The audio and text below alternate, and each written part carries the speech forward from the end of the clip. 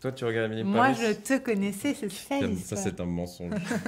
C'est pas Si on se trop connaît grave. pas trop d'avant, toi et moi. Pourtant, on est à poil sur un lit tous les deux. Salut à tous et bienvenue sur On Time. Aujourd'hui, très heureux de pouvoir rencontrer Lucas Bravo, qui a été révélé dans la série Emily in Paris, ainsi que Léa Luz-Busato, c'est son tout premier film. Ce film s'appelle Libre et il est inspiré de faits réels, l'histoire de Bruno Sulac, véritable Arsène Lupin du XXe siècle. Je vous laisse maintenant avec l'interview. Je vous laisse faire un petit clap. Ouais. Super. Clap. Mesdames et messieurs, personne ne bouge, c'est un hold-up. Restez calme, il ne vous sera fait aucun mal si vous faites ce que je vous dis. Je prends une sucette. Bruno Soulac. Il est soupçonné d'être l'auteur d'une dizaine de braquages. Est-ce que vous vous souvenez du premier jour de tournage? Ouais. Oui. C'était le même jour. Ouais. On a commencé par un plan séquence de braquage, place... À côté de Concorde. De la place de la Concorde. non, c'est la place avec celle du Ritz, pardon. Bah, c'est la Concorde. Non. Ah, Enfin, ouais, c'est on s'en au fout. niveau des Tuileries, on rentre dans la boutique, on fait tout le braquage, ça dure 5 minutes et on sort et la caméra se détache du rig, on rentre dans la voiture et après c'est Léa qui nous conduisait, et puis il y avait une autre scène après parce qu'on se fait bloquer par un camion, enfin c'est celle qu'il y a dans le film qui a été coupée au final. Hein. Il devait bloquer une rue qui est fortement touristique et ouais, c'était un bon premier jour pour se mettre Bah dedans. ouais, c'était quoi. beau, on était dans Paris avec ces vieilles voitures garées partout. Et il faisait beau en plus. Ouais, il faisait beau. Ouais, c'était le mois d'août. Ah, moi, c'était l'été. Et Lucas, ça n'a pas été trop difficile de te mettre dedans parce qu'il me semble que tu sortais tout juste de tournage du film de Noémie Merlan. Ouais, c'est une bonne question. J'ai un peu galéré parce que j'avais 5 jours entre les deux. On avait des répétitions avec Léa et vraiment ça a été chaotique. J'étais vraiment déboussolé à ce moment-là. Et ensuite, quand on a commencé le tournage 5 jours plus tard, j'ai eu quelques jours où j'avais l'impression d'être un sociopathe qui fait semblant de jouer à Sulac. Et j'arrivais pas à vraiment être de façon verticale dans Bruno. Oui, on va dire ça, on va le dire comme ça, on a le droit de le dire, dans Bruno. Et je crois que c'est Mélanie qui m'a ramené doucement vers Bruno, m'a aidé un peu à me dépolluer de mon rôle précédent, parce que c'était un rôle un peu intense. Ah bah ouais. Donc ce film est inspiré d'une histoire vraie, celle de Bruno Sulac. En vous renseignant peut-être sur son histoire, quelle anecdote vous a vraiment marqué, vous êtes dit, ah ouais, c'est quand même vraiment dingue ça. Bah, moi, c'était sa capacité de pouvoir s'évader en fait à chaque fois de prison. À chaque nouvelle évasion que je découvrais, je me dis mais c'est absolument hallucinant que c'était possible, que c'était si simple avec une fourchette. Une fourchette ou deux, mais... Je me disais vraiment, bon, Bruno ne pourrait pas exister aujourd'hui. Ça, c'est plus possible, quoi. Plus plausible. Plus possible. Moi, j'avais appris qu'il était magicien à Marseille avant d'être... ouais. Je l'imaginais sur vrai. en train de faire des petits tours de cartes. Il était très habile avec les cartes. Magicien de cartes. D'ailleurs, j'avais été sommé par Mélanie de devenir très agile avec les cartes avant le tournage. Et donc, je m'entraînais sur le plateau de Noémie Merlan à faire des... Et en fait, j'ai jamais réussi. Il y a plein de trucs que j'ai réussi à faire pour les tournages. Je n'ai jamais réussi à trouver de l'intérêt pour les cartes. Je pense qu'il faut faire les choses avec amour pour les apprendre. Et les cartes, ça m'ennuyait terriblement. Et donc, juste savoir faire ça et ça, ça me faisait chier. Vraiment, je le dis comme ça.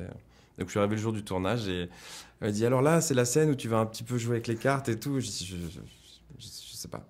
Je peux te faire un mini...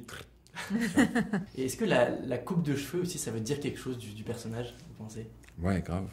Bien sûr. On était contents d'avoir nos petites coupes années 80. Moi, je l'ai gardé après le tournage. Ah oui. Mon petit mulet.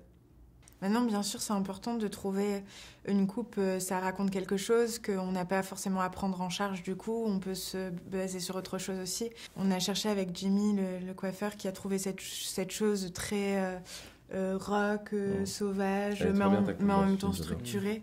Et puis c'est vrai que ce personnage, il est aussi un peu insolent, ça se joue beaucoup dans le regard, non? Comment tu as travaillé ça?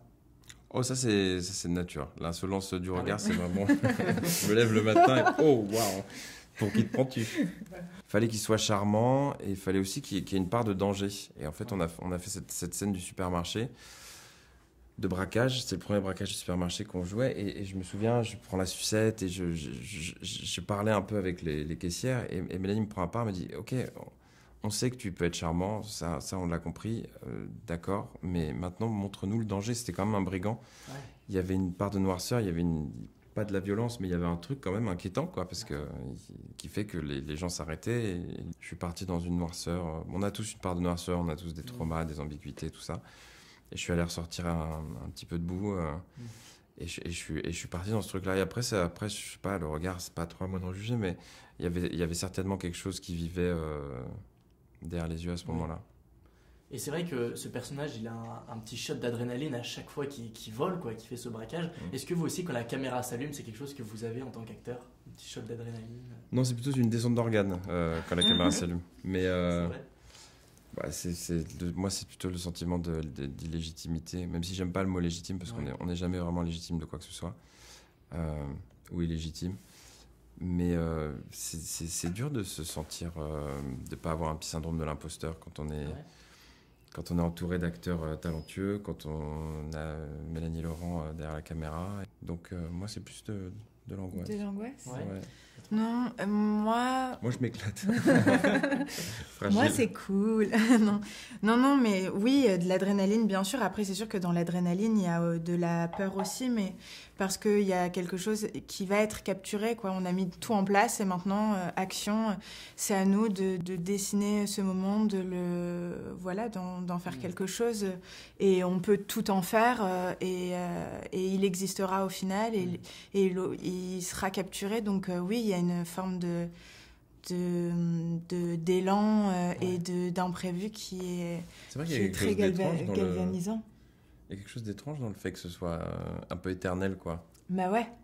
Tu captures quelque chose qui, voilà, ouais, tu comme changer. Comme une photo, quoi. Ouais, c'est vrai. Et c'est vrai que le point central du film, ça reste un peu les braquages, voilà, l'histoire de cet homme, mais il y a aussi ce fond de romance qu'on aime beaucoup. Est-ce que vous êtes des romantiques dans la vraie vie?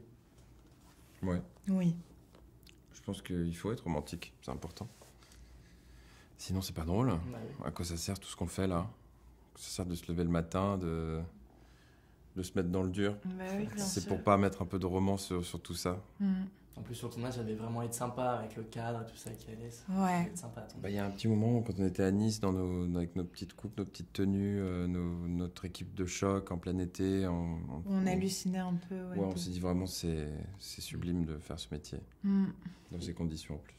Et qu'est-ce que vous faites à la fin d'une grosse journée de tournage? Là, pour le coup, si c'était des journées un peu lourdes, on se reposait. On était un peu rincés en fin de journée, mais on a quand même réussi à organiser 2-3 teufs années 80, où le département costume nous filait plein de costumes années 80. Notre chef coiffure nous filait des perruques. Mais des trucs André Agassi, des perruques complètement folles années 80. Et on partait dans Nice et on s'est fait une grosse teuf années 80. Ah ouais. Avec des bananes fluo, enfin vraiment des styles, des styles où les gens se disaient mais qu'est-ce qui se passe? 30 personnes comme ça qui viennent d'un autre espace-temps. C'était chouette. Et pour les scènes d'intimité, comment vous avez fait pour faire abstraction des personnes autour? Comment vous avez géré ça, vous? Mel nous a fait elle a envoyé toute l'équipe en pause-déj. Ok. Et donc il n'y avait pas de retour sur les combos, il y avait juste la script, Magali Frater, dont on est très proche et qu'on connaît bien et à qui on fait confiance. Et Mel était au cadrage du coup, dans la pièce, avec juste un perchiste son et une assistante. Donc on était, voilà, et nous en costume d'Adam et Ève, prêts à en découdre quoi. Et donc Mélanie, elle a un truc, elle filme un corps de façon très pudique. Oui, c'est pas du voyeurisme, elle est vraiment... Elle n'a pas été objectisée du tout. Donc, ouais. Mais bon, il y a quand même un moment où il y a un petit courant d'air, quoi. Et c'est particulier comme exercice. Ouais. Mais surtout que vous ne connaissiez pas trop d'avant, il me semble. Enfin, pas du tout. Non, on se connaissait pas. On se connaissait pas trop d'avant. On se connaît pas trop d'avant, toi et moi. Pourtant, on est à poil sur un lit tous les deux. Non, mais peut-être que tu l'avais aperçu dans Emily in Paris, par exemple. Bien sûr. Toi, tu regardes Emily in Moi, Paris. je te connaissais, c'est ça. Ça, c'est un mensonge.